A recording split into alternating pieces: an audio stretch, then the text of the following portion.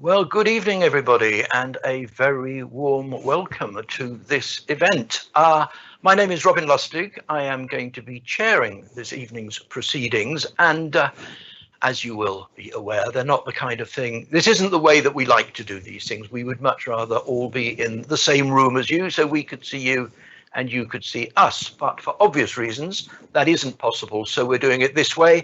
I hope you will understand if there are some technical hiccups along the way. One of our panel members, for example, is joining us from Kenya.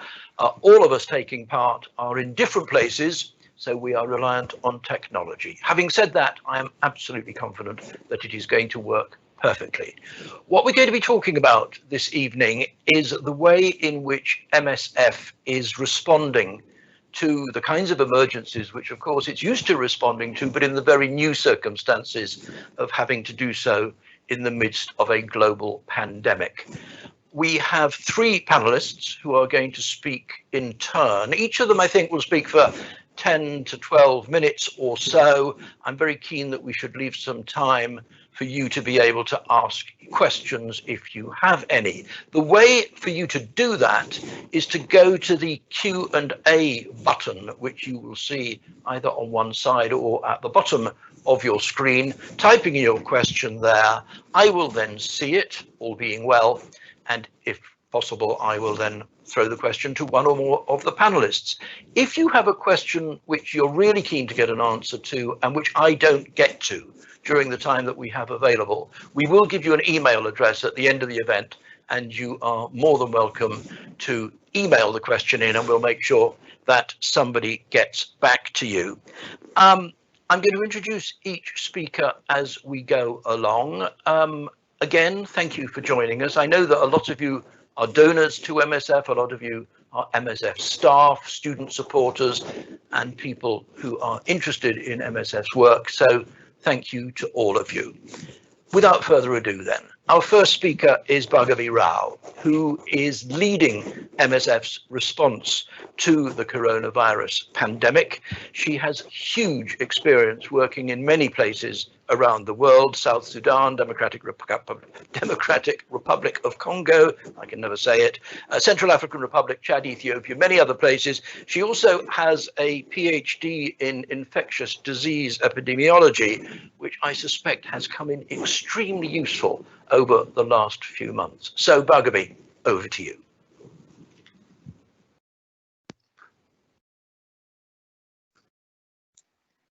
Hello there. I hope that's working. Could I have the next slide, or my first slide, please? Perfect. So, good evening, friends. Thank you so much for spending time with us on this sunny evening to hear a little bit about the work that MSF is doing to address the COVID-19 pandemic and the particular challenges we face in our settings that might be a bit different to those that we hear about in the UK, and even different to outbreak responses we've been involved in the past. Next slide, please. There are many aspects that are clinically challenging to us as a medical humanitarian community of this pandemic. Firstly, we know that the virus spreads very rapidly, and importantly, even before symptoms are noticed. And we know that people can remain sick for weeks. Work from China and other countries suggests that around 80% of those infected probably won't need hospital level care. But even assuming this is similar for our context, and that is a big if, but if transmission does get going in these communities, that remaining 10 or 20% of cases who need prolonged hospitalization will be much, much more than we or any other fragile health system can cope with. Secondly, it's increasingly clear now that despite being a respiratory virus, this is not just a respiratory illness. It's a multi-system disease that can impact the brain and the nervous system, the lining of blood vessels causing clots. It's linked to extreme fatigue, kidney damage, heart attacks, and all of those even in really young people. So this is really not a disease to be underestimated.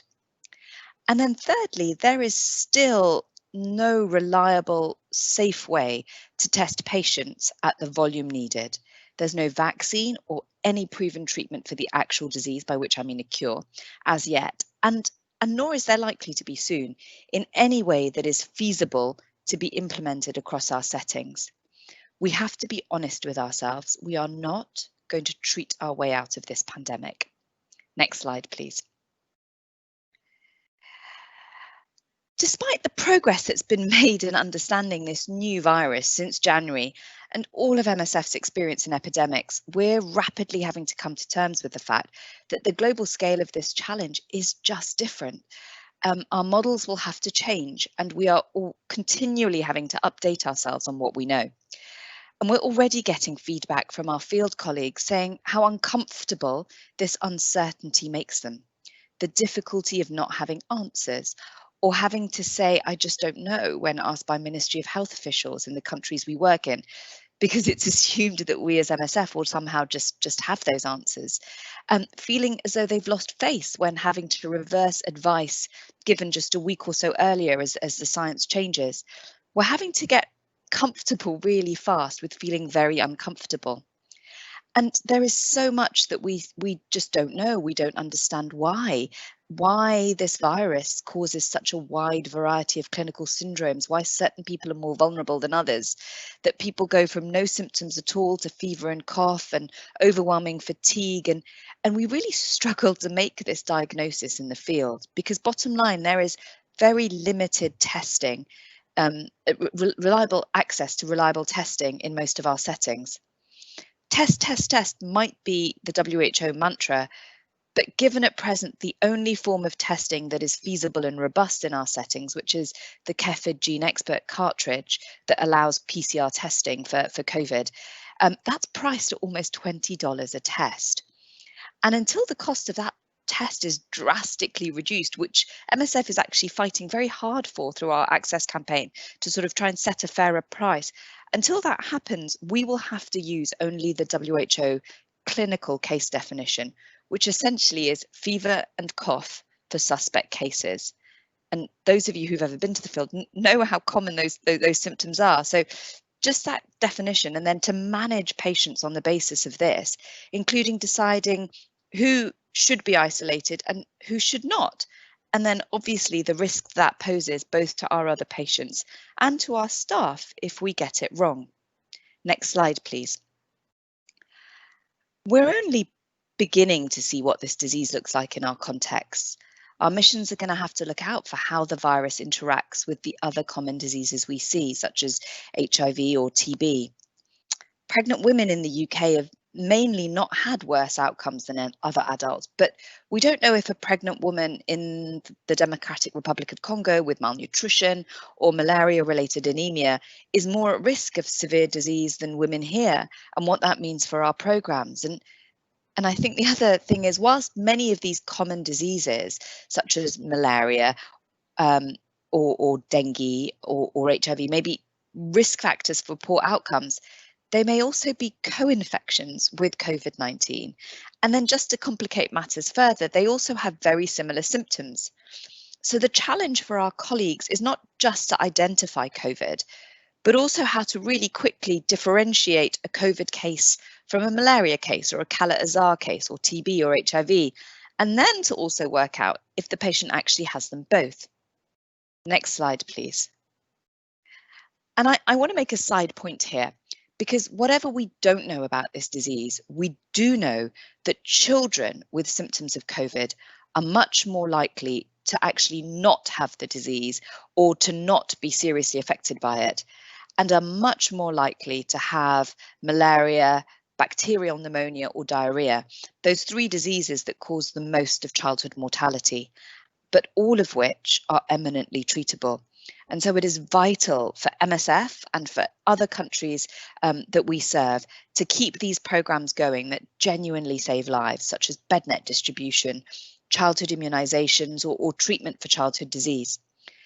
So last month alone, 24 countries, including several with large measles outbreaks, were delaying vaccination. We have to push to continue these services where we can. Next slide, please. And another quick side point here on fever. We've recently been hit with the news that the manufacturer of the vast majority of point-of-care malaria tests is switching wholesale away from the production of malaria tests to entirely COVID testing. So MSF has really taken up this fight to highlight this issue and encourage other global health actors to challenge this and advocate for other options. But given that companies get about 18 cents for a rapid malaria test, but $20 for a COVID-19 test, of course, malaria tests are being deprioritized. And we won't anymore be able to rely on this cheap point of care diagnosis, which has absolutely revolutionized our fight against one of the biggest killers of children. And unfortunately, this news comes just as the malaria season is starting and overlapping with the rise in COVID cases across Asia, Africa, and South America. Next slide, please. We all already know that there is no game-changer curative treatment at the moment. The mainstay of COVID-19 clinical management is still supportive care. So that's oxygen, proning, fluids, preventing clots, things like that. In the UK, the mortality of patients once they get onto a ventilator with COVID-19 is well over 50%. But in a country like Nigeria with over 200 million people, but only 10 ventilators, or South Sudan with just 4 ventilators, this is just not an option. There's also a desperate lack of oxygen supply, or even the little saturation monitors that measure how much oxygen is in your blood, which is absolutely key as a sort of a way of monitoring for COVID patients. I'll be honest with you, I can count on my fingers the number of our missions that can currently care for a critically ill intubated patient. We will just not be able to do this. We are never going to meet the predicted need unless we find a way of stopping patients from progressing from a mild illness to needing oxygen, a real cure that we can give to anyone suspected of the infection. Next slide, please. So our reality for seriously sick patients is going to be much more along the lines of stringent triage to identify those who are unlikely to benefit from the little we can do, and when should we be transitioning patients to end-of-life care. If the modelling produced by epidemiologists is correct, many of our missions are going to be overwhelmed at some point. This is going to push us to face difficult, even tragic choices as resources become increasingly constrained. What happens when ventilation is impossible? How do we decide when to withdraw treatment when oxygen is so limited? How do we deliver palliative care humanely, but at scale? Triage is a concept well known to most of us who work at MSF, but due to this overwhelming imbalance between the resources needed and the resources available, it's really brought us outside our comfort zone. We usually rely on our surge capacity, MSF's really unique ability to ramp up and move whenever's needed. And this empowers us when we're faced with difficult choices. With this surge capacity, our humanitarian principles and the tenets of medical ethics help us navigate our way through difficult choices. But COVID-19 has pushed us beyond those limits, and the moral difficulties of these choices can't be underestimated. And so to try and avert the sort of moral distress of our colleagues in the field, we're trying really hard to support them from headquarters with dedicated staff, telemedicine, and very clear, constantly updated guidance in a way that few other agencies have been doing. Next slide, please. Communities are key. So our experiences from Ebola and other outbreaks have taught us the huge value of community engagement and community partnerships. But it's very evident that in the context of COVID, the home and community is key because we will never have enough hospital beds. And this is likely to go on for months and years in the absence of more feasible therapeutics or a vaccine. As I said before, we are not going to treat our way out of this pandemic, and we need to start seeing outpatient care, the home and the community as the cornerstones of the response. The home is critical for case management because symptoms are often prolonged way beyond any realistic bed capacity, but also needed for convalescent and home-based palliative care. The next slide, please. But we need to be really aware of the choice we're making here. This is a highly infectious disease with a long period of potential infectiousness and a long period of being profoundly symptomatic. This burden will undoubtedly fall on women and on girls, and we need to protect them as well, since one of the few things we do know is that household transmission makes up the bulk of cases, and being indoors with someone with the infection puts you at high risk. Next slide, please. This is also complicated because we don't know the course of the disease in our populations, and we don't know how to identify who might be likely to get worse disease. But what we do know is that it can be very delayed and then very rapid when it occurs, which is disastrous if there's very limited access to secondary level care or tertiary level care. And this is all new for us, and we're going to have to trial new models of care. So how do we manage patients at home and follow them up? Are telephone consultations feasible? So here in the UK, GPs are trained for assessing patients on the phone, but we have to develop the right HR, the right training, and the right tech to do this. You know, how do we get sort of untrained community healthcare workers to assess COVID severity from outside the door? Can we monitor saturations in the community? So many of you here may have bought your own saturation monitors on Amazon, but can we do that in our settings? Next slide, please. Communities are also obviously key from the perspective of self-protection. It will be really important for us at MSF to draw attention to what COVID looks like in a refugee camp and other humanitarian settings.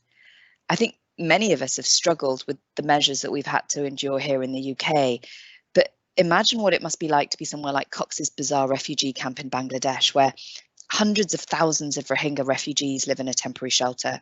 Whole families crowded in a small space with limited access even just to water, just to wash your hands.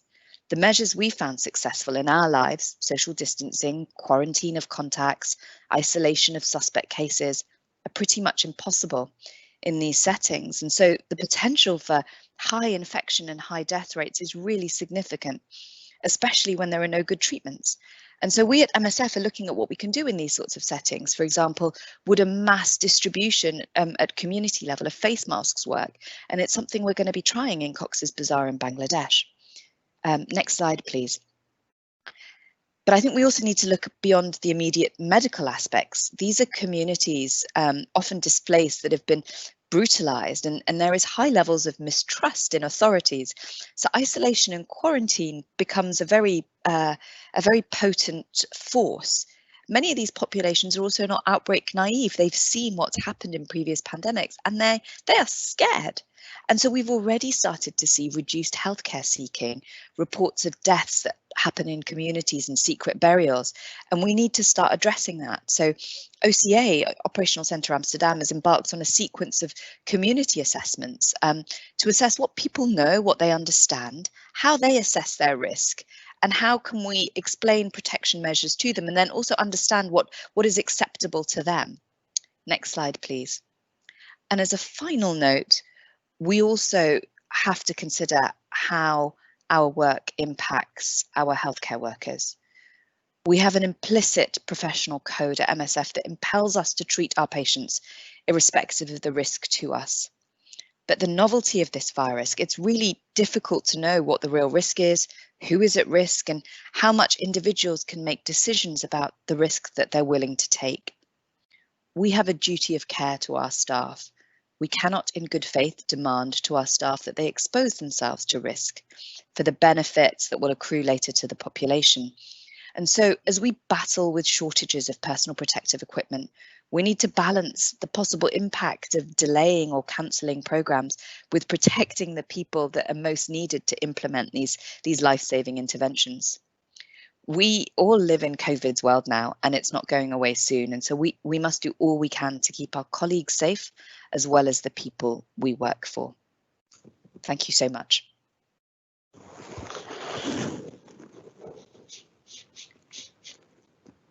Bhargavi, thanks very much indeed for that.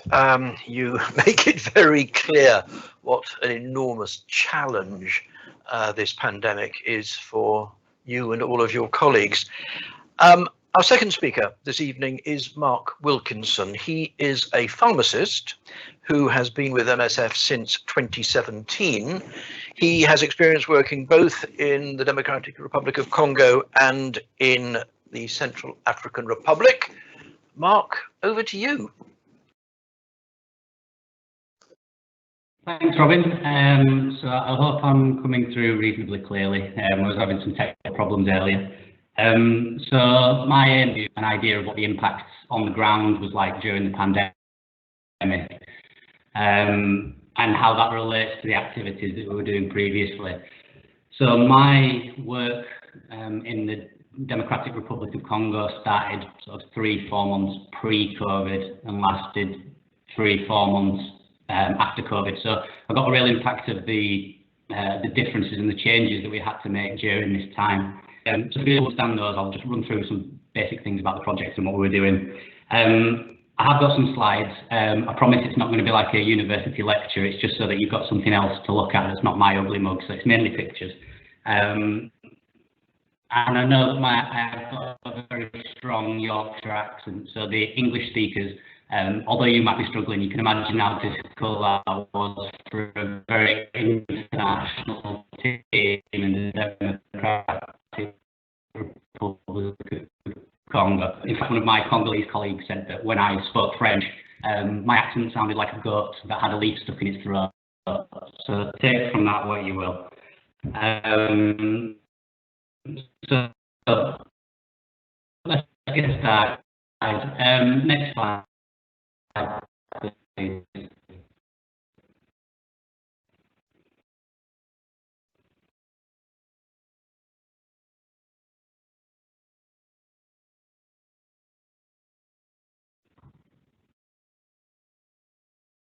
Next slide.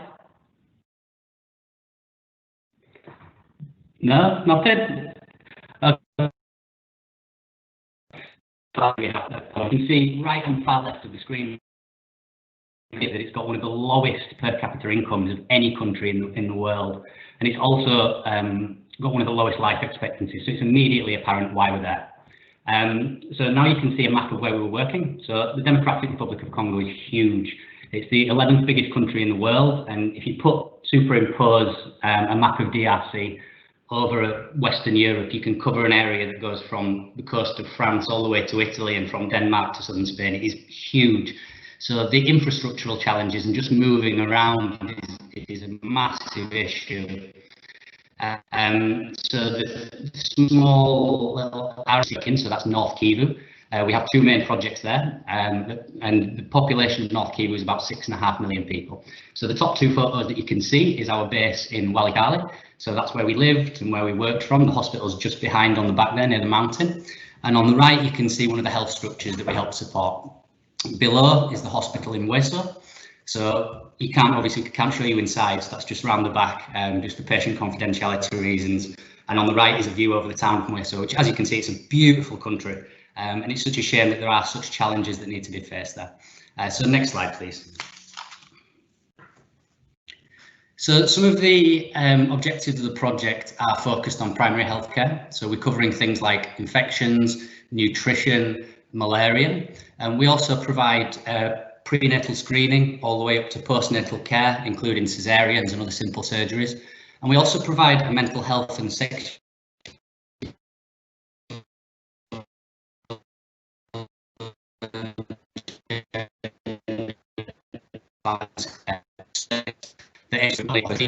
advocacy within the community. We work very closely with community leaders to try and denormalise the issue of rape and gender-based violence.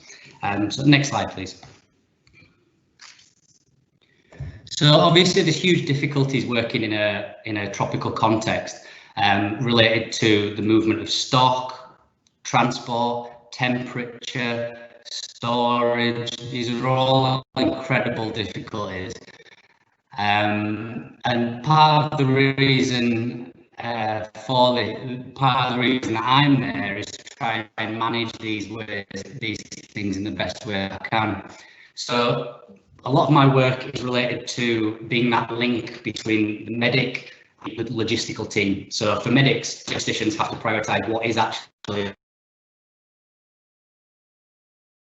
it's very different to the work that I was doing as a UK pharmacist, which was very clinical, so I was spending a lot of time with patients, and I'm still able to do that with MSF, but a lot more work goes into auditing and training and things like that, so it's not just standing behind a counter looking at rashes and counting tablets. So on the bottom right of your screen there, you can see one of the trainings that we did based on COVID.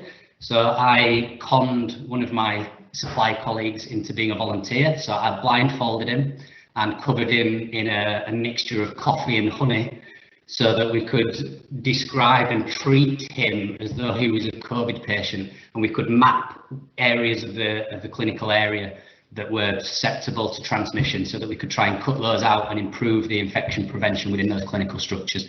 So we do a lot of work with the teams, we do a lot of training, and we do a lot of work on trying to improve the way that the medicines flow throughout the services. Particularly in French, my saying was always so it's the heart of the hospital, because every service is intrinsically linked to pharmacy and good stock management. Next slide, please. So I'm now going to talk about the impact. These are moved around. So next slide, that's fine. Although they are very beautiful pictures, so you can see the difficulty that we face when we're moving stock from some of those images there. So going back to a couple of things that Bhargavi said, ensuring we do have a duty to, and some of the issues that we're facing are directly related to COVID, and those problems that with supply that we had previously have just been exacerbated by this situation. So primarily it's related to the movement of stock. So because of the grounding of a lot of flights in Europe, we weren't able to receive the stock in. So some items that we were expecting to receive in March and April still haven't been received, even to today. We still we've received a partial cargo. It's incredibly in Nairobi, so we've been trying to move things through the ground there. We found local suppliers. The price of personal protective equipment in particular has gone up 20, so it's been increased. So we've had to find local solutions to these global problems. So one of the first things that we needed, because clean water isn't always available in DRC, alcohol gel and alcohol-based hand sanitizers are absolutely critical to any matter with the region, and ensuring that we do have stability of healthcare and we are protecting our staff. So with the lack of accessibility internationally, the one thing that DRC does have in abundance is breweries. So there's an abundance of alcohol available. So we managed to purchase some pure alcohol. Myself, and you see in the top centre picture there, myself and Paolo, one of the infection prevention control officers, we found a recipe for how to produce our own alcohol and started to make it. We ran test batches in the kitchen of our house. We tested it, we ran through very thorough guidance, and then we provided worksheets, and we checked everything to make sure we had a reliable audit trail to ensure that the product that we were creating was of a decent quality. So we provided that to some of our services. After which we then, on the left, you can see one of my friends, Claude. So Claude works for one of the Ministry of Health laboratories. So we teamed up with another NGO and worked with the Ministry of Health and local government to be able to teach the laboratory how to produce the alcohol themselves. So we've provided the equipment and we've provided the training, and now the brewery are providing the alcohol and the sanitizer, so both a repeatable and sustainable solution to this problem. So we're really, really proud of the work we've done there. There's still a few improvements to be made, but hopefully with the support of the teams going forward, that will be sustainable. One of the other things that's been remarkable about the response was that we immediately teamed up as a group of NGOs within the region. So we weren't just working in isolation, we were working with other sections of MSF and other large and small NGOs to share knowledge and ensure that everybody had access to PPE and alcohol hand-based sanitizers. So we were working in collaboration in a way that hasn't been seen on the global stage. So we've seen the European, American nations buying in bulk huge quantities of gloves, ventilators, masks, all these kind of things. There's left very little at the table for the poorer nations, particularly in sub-Saharan Africa. So there the European nations being taught to buy ventilators and use PPE. The message from the Congolese when we were discussing this, there isn't a difference in the way the response is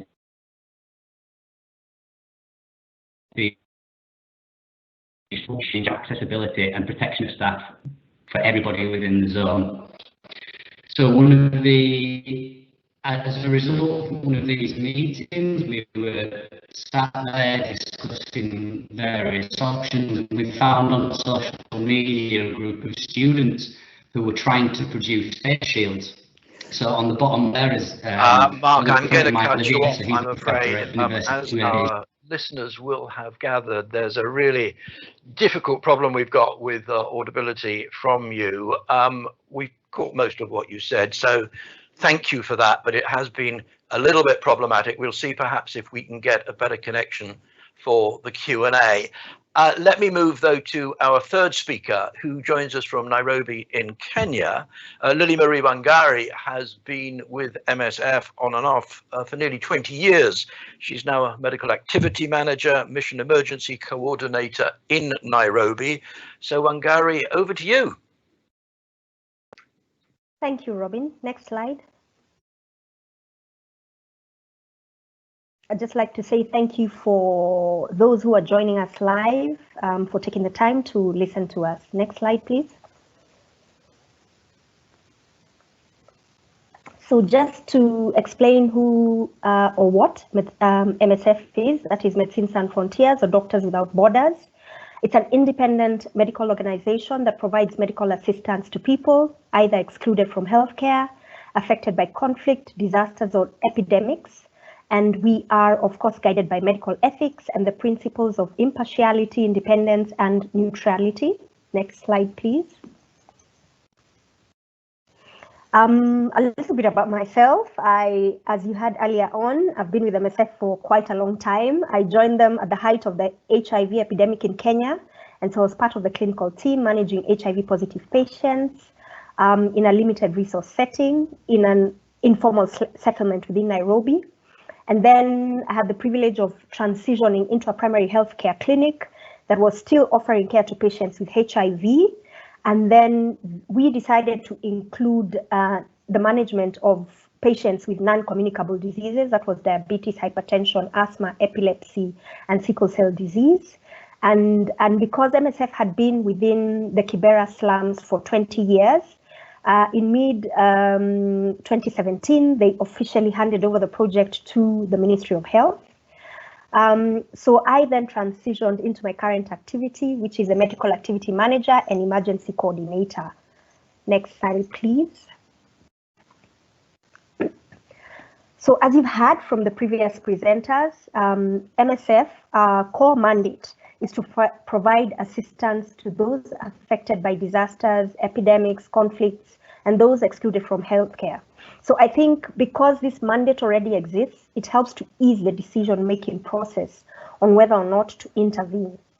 Remember, as MSF, because we've been here for many years, we already have existing strategies that help us define the how, the what, the where. And then we leverage on the already existing information or networks within our countries. So we work hand in hand with the ministries of health, other partners. So it could be the Red Cross, it could be the UN bodies, it could be community-based organizations or relevant stakeholders. And then we also are cognizant of the fact that because MSF is existing within the country, so their presence in that area is also important. And then where we can get information, whether it's the media, social networks, then we are also able to gather this information. And that also helps them to determine whether or not we need to intervene. Like I said earlier on, we use existing resources within MSF. So the existing human resource, the supplies that we have, the logistics that we have, and it's collaborative. So we work hand in hand with the ministries of health, and we utilize our resources effectively and avoid duplication of activities. Next slide.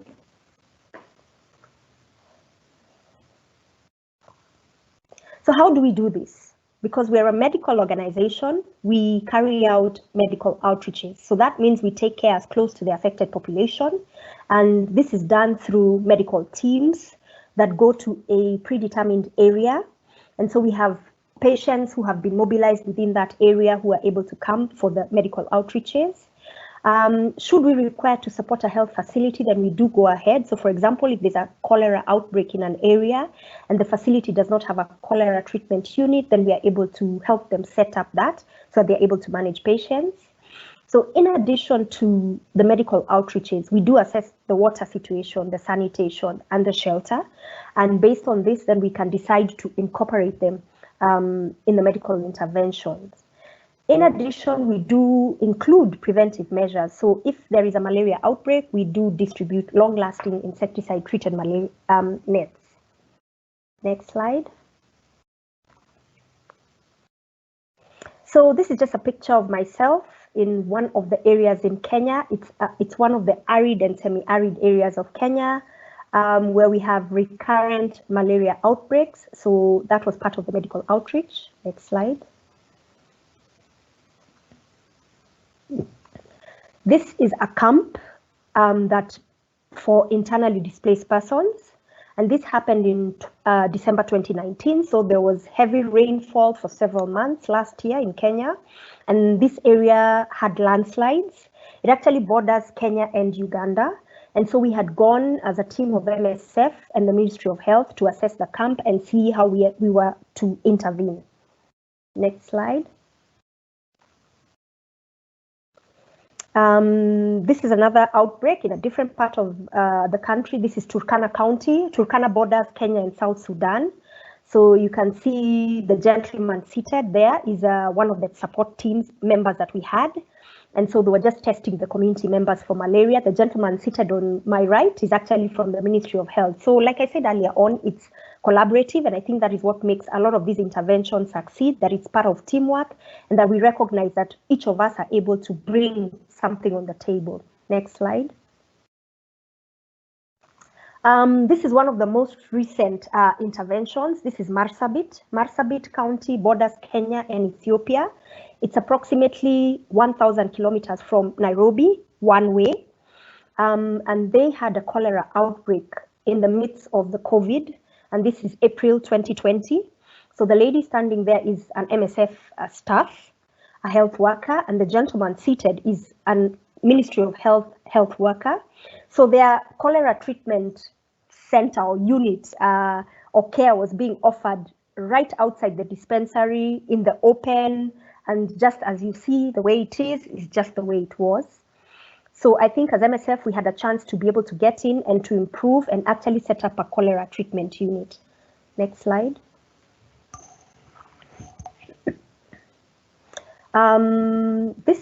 This young man is from one of the arid areas of Kenya where they have outbreaks of malaria. But in addition, they had an increase in venomous snake bites last year. So we were privileged as MSF to go in to be able to support them. So what we did, we trained health workers on how to manage snakebite victims. We trained the community. We carried out community sensitization so that we could have prompt referrals. And then we did a follow-up just to be sure that the health workers were confident in terms of management of snakebite victims. Next slide. So this is what I was alluding to earlier on. This is a cholera treatment unit in Marsabit. So this is actually what we've set up. We used available resources. So they had a waiting area that we just converted into a cholera treatment unit. Next slide. So 2020, I think everyone had plans, MSF aside. So for us, we were expected to maintain our activities. So we have two projects. One for non-communicable diseases. It's in a rural area of Kenya, and we offer mentorship to healthcare workers on how to manage non-communicable diseases. How to manage patients with non-communicable diseases. And then the second project is close to Nairobi, so it's in a peri-urban area, and it's an integrated medical care facility for people who use drugs, primarily heroin. So we put them on methadone. And then the third thing is that we were to continue with our emergencies, so surveillance, following up, training, and then should emergencies occur, then as a mission, we were to just continue intervening when and if there was a need. Next slide. So what actually transpired? I think this is not new to us. I think for everybody, when COVID-19 hit their countries, a lot changed. So for us in Kenya, we got the first case in March 2020. And to date, we've actually had more than 18,500 cases and more than 299 mortalities. So the entire nation shifted its focus. I think we looked at the global pictures, high numbers, high mortalities, and I think we just thought that this is the way it was going to go. And so the government decided to institute some measures. So they instituted lockdown or curfew. So major cities like Nairobi, which were deemed to be hotspots, were affected. So it meant that we could not move from one part to another. Closure of airspaces. Our domestic flights have only resumed in July, and that is since March. And then there was a ban on public gatherings. So they closed bars, restaurants, churches, mosques, schools. And then, of course, we realized that there was reduced access for patients for various reasons. Either lack of transport, so the public service vehicles were not able to transport people because they had to meet a set criteria for them to transport people, or patients were locked out. So you couldn't come into Nairobi if you were not from Nairobi. And then the health facilities decided to concentrate or shift focus to COVID-19 activities and close the specialist clinics. And then, as you all know, there were major challenges with personal protective equipment. So the question was, how do we proceed from here, knowing that we need to protect our patients, we need to protect our staff. Next slide. So again, we needed to maintain activities. Diseases don't wait. And so we had to think of how to readapt how we were working. So we needed to start working in shifts. And that means if you work in shifts, whatever, activities you have, you probably have to reduce them. We had to redefine our workspaces to the consultation rooms, the waiting bays more than 2 meters apart. We had to wear masks. If staff were unwell, it meant that they stay at home. And one of our health facilities, because it's a mentorship model, and we would run classes of 20 people, we had to scale down to between 3 to 5. And then moving to virtual spaces, I think you have witnessed today that even in the best scenarios that the internet may not also work very well. So it worked the same for us in a rural setting, that we couldn't always have virtual spaces to carry out trainings or meetings, etc. Next slide. We continue to collaborate with the Ministry of Health. So they requested us to support them with infection prevention control. So we work in government facilities. So we increased the hand washing points. We provided soap, alcohol, hand rub, taught them how to disinfect or fumigate the facilities. We provided masks for our patients with non-communicable diseases, but also within our project, the Methadone project, we're also able to provide our patients with masks. Respiratory hygiene. So if we had coughing patients, we separated them. And then, of course, social distancing within the areas. The third thing is that we supported the Ministry of Health to train staff, that is healthcare workers, on COVID-19 in 2 areas. That is two areas that border South Sudan and Uganda, which are border points. And because of that, we had truck drivers moving between the 2 countries. And so we had trainings on management of COVID-19, infection prevention control, and then how do they collect the data and transmit it. And then we incorporated triage and screening. So in one of the informal settlements that we were working with previously, that is Kibera, we went back and we were supporting the Ministry of Health to screen. So triage, clear pathways for those who are suspects. And we actually managed to pick out, in that entire activity, we're able to actually pick out suspects who ended up being confirmed cases of COVID-19. Next slide.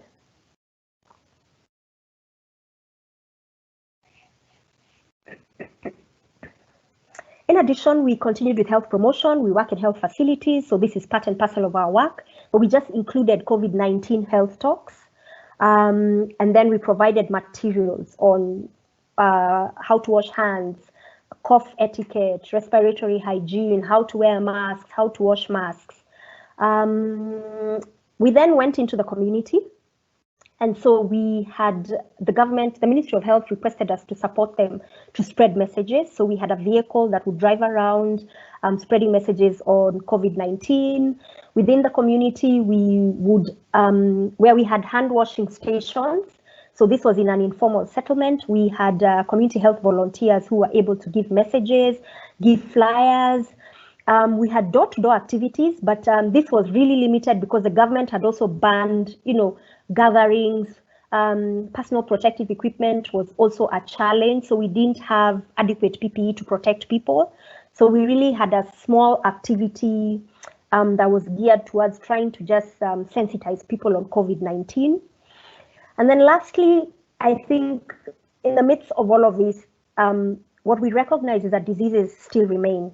And we've had outbreaks, we've had cholera outbreaks, we've had malaria within Kenya in areas that we work, and this will not stop. So I think for me, it's how do we continue to maintain our activities, be able to intervene, knowing the challenges that we still face in Kenya, because international flights are only resuming next month, but we still have challenges getting supplies globally, even for MSF. So how do we continue to maintain these activities and protect our staff and protect our patients? Thank you.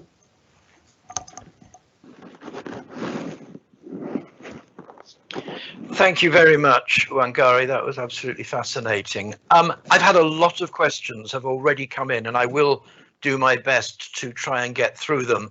I want to go back to Marc first, though, because Marc, we did miss some of what you said because of the problems we had with our connection. It may be a little better now, I hope. And in fact, there is one question which probably you, wearing your pharmacist hat, are well placed to respond to. This is a question I would like to ask: whether treatment with dexamethasone will be available in DRC to prevent patients with moderate COVID disease deteriorating into severe disease and needing ventilation. So perhaps you could deal with that. And also, would you mind, Marc, just recapping some of what you were saying about innovation in the field, because that was really very interesting, but we didn't catch all of it. Yes, so I'll come to the dexamethasone part at the end. Bhargavi will know more about that than myself. In terms of the long-term planning, but just to sort of go back to where I was, so a lot of what I was trying to say was that the global response was very every man for himself, whereas what we were trying to do in the North Kivu region in particular was share everything in between the different health actors to make sure everybody had access. So we approached a group of students who were able to make face shields and face screens. So that was done in collaboration with the university, the local university. So we've been purchasing the 3D printing plastic for them, and then they've been providing screens both to ourselves and to other local actors. And to try and help with that, some of the screens, the designs were provided by our innovation unit in Sweden and by the Manson unit in London. So that's been really fantastic. The idea was to only be able to use them a single time. But we did some research out in the field, so we tested the screens in different concentrations of chlorine, different conditions such as temperature, and we're able to establish that we could reuse them up to 20 times. So we're now able to have a more long-term sustainable strategy within the region based on those. So that's been really fantastic. And then the final thing that we managed to implement was the production of face masks. So again, based on designs by the innovation unit in Sweden, we tested various samples and we used the women's groups within the local market to be able to test out designs, try them on a few patients, try them on ourselves, and we were really able to sort of refund the economy that had stalled due to the impact of COVID and provide a source of income for a huge amount of families. And again, that was done in collaboration with other NGOs. So we were, instead of just placing a huge order, we'd work together with large and small NGOs to ensure that everybody received more each week, which again is something that we haven't seen on the global scale. So I think the interventions that we've put in, we've really tried to use local solutions and local manufacturers, local teams to create sustainable solutions so that we can protect our staff and protect the community. So I guess that's the end of my normal presentation. Regarding the dexamethasone, I've actually been in conversation about that this morning, specifically for the DRC. The plan is to start using it for the more severe patients, but the difficulty is that we don't have access to ventilators, because a lot of the staff have never had the accessibility to be able to use them in the local hospitals. So when we transfer to MSF hospitals, it's very difficult to provide the training given the context and the difficulties of supply and availability of staff. So we are providing oxygen. We've managed to procure some extra oxygen concentrators that, again, prices increased hugely. So we're having to source those from various other areas. But the plan is to start using dexamethasone, but probably Bhargavi will know a lot more about that than me. So hopefully she's better.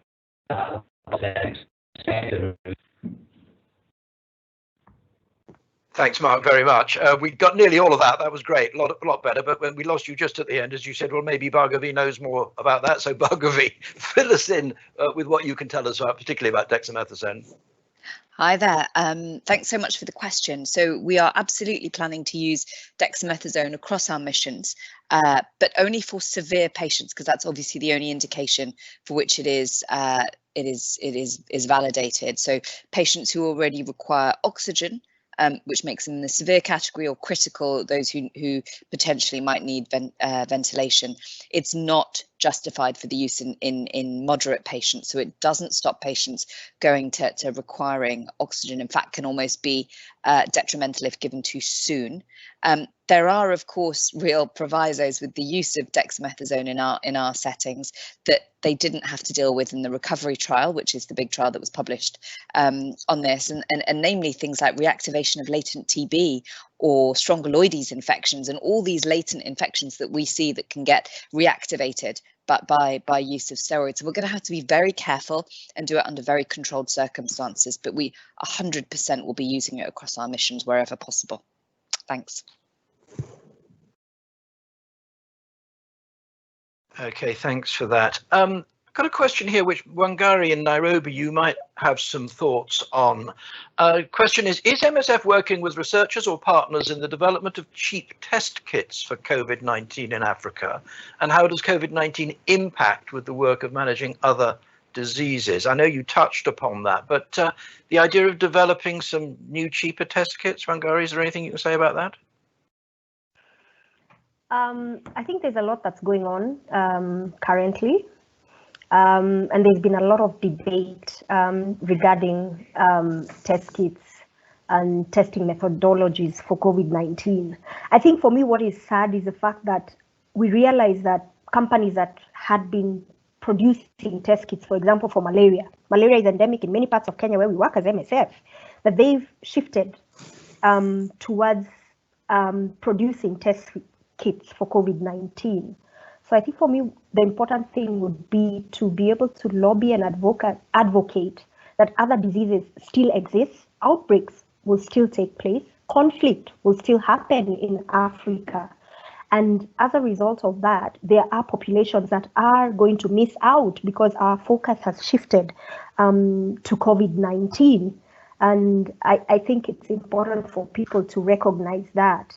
And just to tie into a question that I saw regarding Kenya and the negative effects of COVID-19, what has happened is that MSF and other NGO bodies have come together to lobby. When we realized that clinics had shut down and patients were not able to access care, we actually lobbied to the Ministry of Health and wrote letters that allowed for these clinics to be reopened. And it has now made health facilities begin to care for patients who require services, not your normal outpatient, but specialist clinics.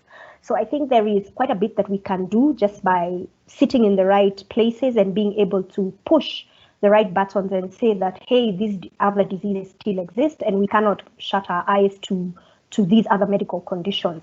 But I think Bhargavi can also give her input in terms of test kits, because it's been a controversial issue even here in Kenya, and nobody has been able to give, not the government, MSF, because of the fact that we are offering, what we are doing is work within our health facilities, but we haven't gone above to the level of management in isolation centers or management in quarantine centers because of the type of programs we're running. And so we've had a more or less low scale type of activity.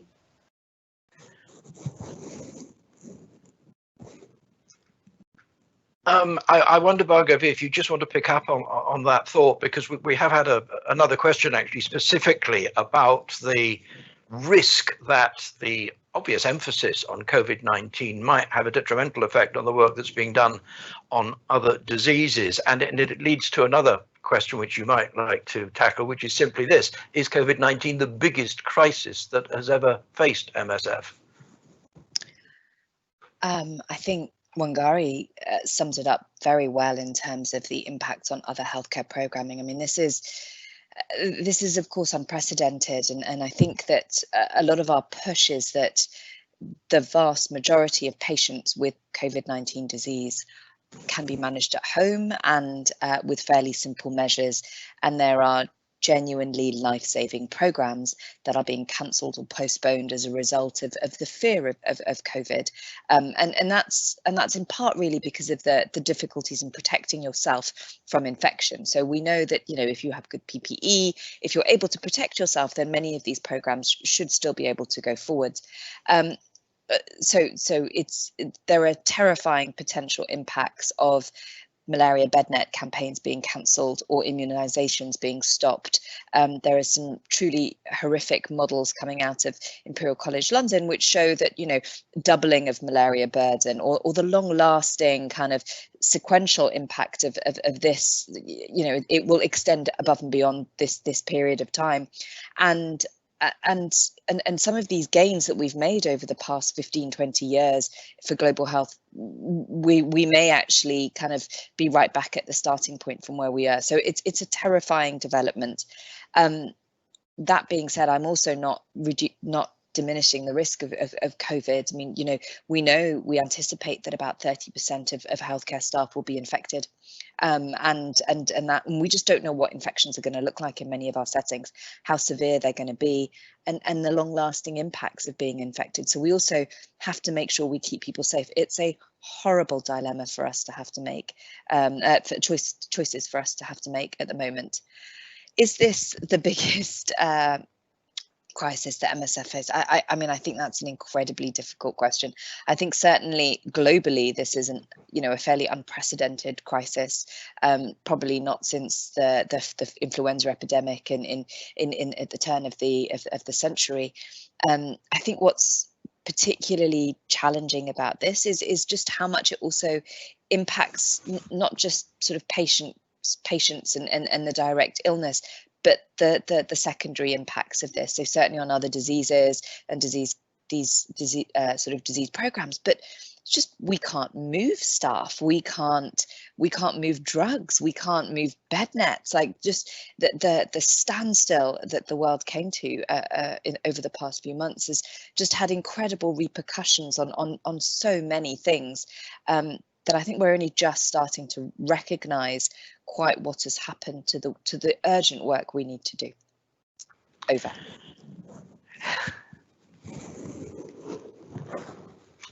Thanks, Bhargavi. We're fast running out of time, unfortunately, but I do want to take a couple more questions. Marc, this is one for you, I think. You mentioned that different NGOs have been teaming up in their response to the coronavirus, making sure, for example, there's enough accessible PPE. The questioner wants to know, what is collaboration between NGOs like usually? Have there been examples of collaboration before? Yes, it's actually a really, really good question, and it's not one with an easy answer, unfortunately. So we do try to team up and we try to create little clusters. So one of the best examples is the WASH cluster. So that's water and sanitation. A lot of NGOs, if they're working in a similar region, will try to meet up. One representative of each organisation will try to meet up someone on everything to see where that time is not doubling up in one place for getting into the region. Pharmacy and stock protect their own interest a little bit because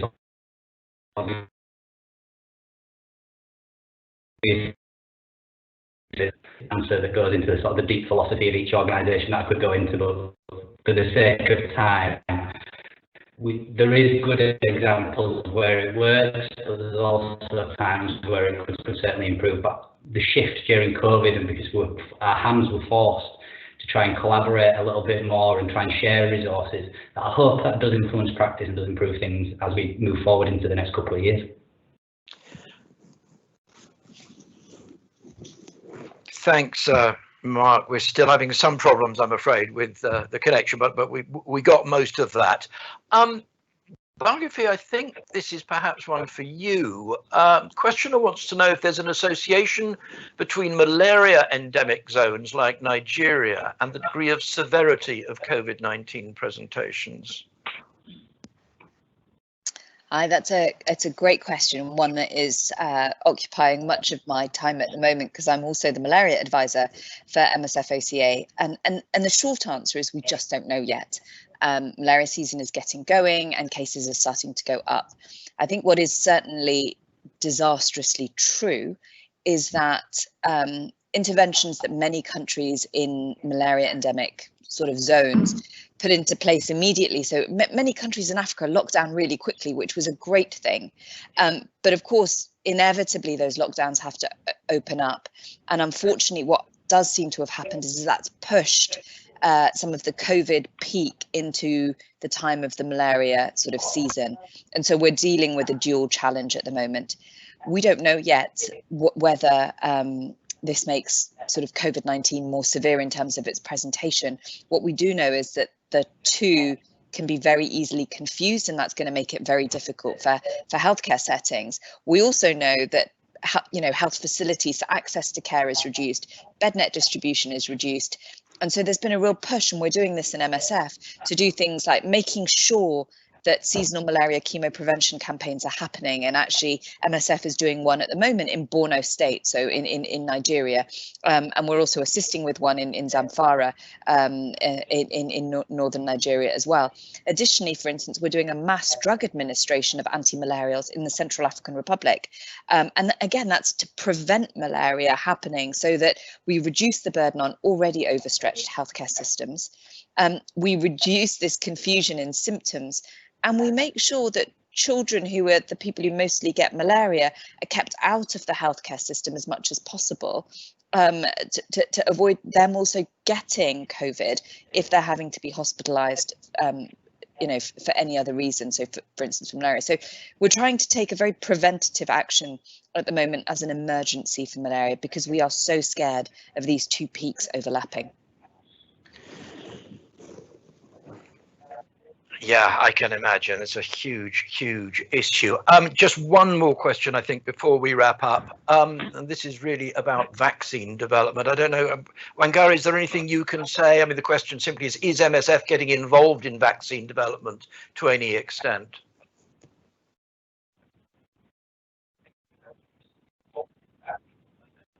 You need to unmute, yeah.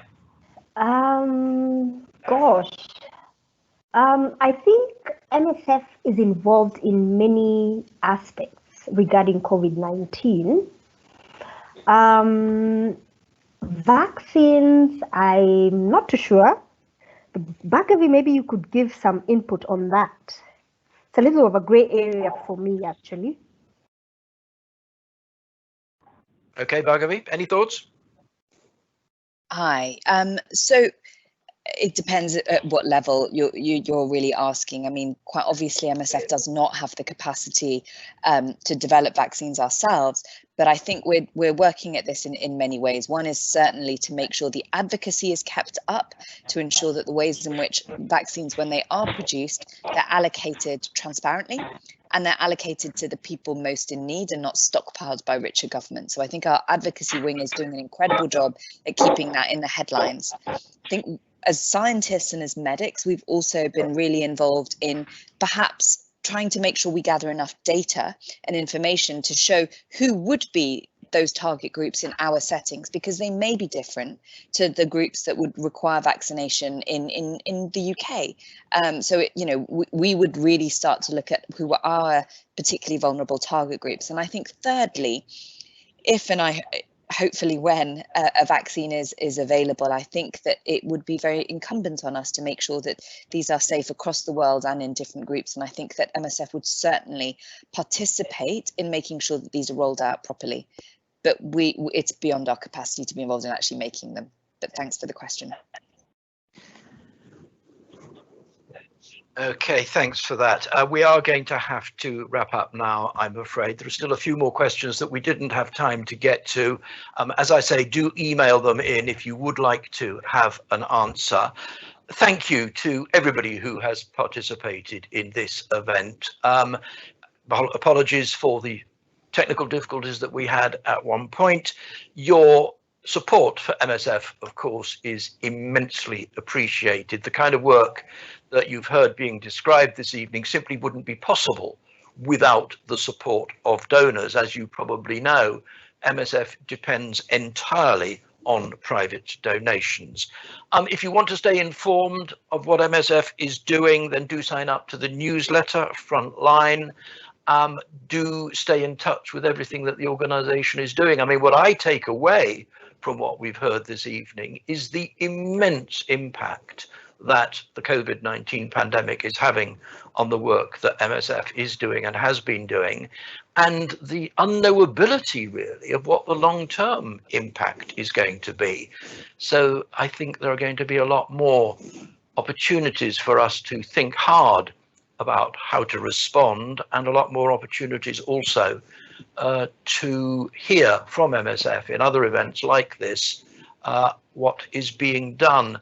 You see there, I hope, on your screens, the email address to which you can send your question, friends@london.msf.org. The website, as you probably know, msf.org.uk. And if you wish to add to your donations, add/donate. For now, though, from me, let me just on your behalf thank Bhargavi Rao, Marc Wilkinson and Lilli-Marie Wangari in Nairobi. Thank you all for your fascinating contributions. Thanks once again to all of MSF's donors and supporters. And from me, good night.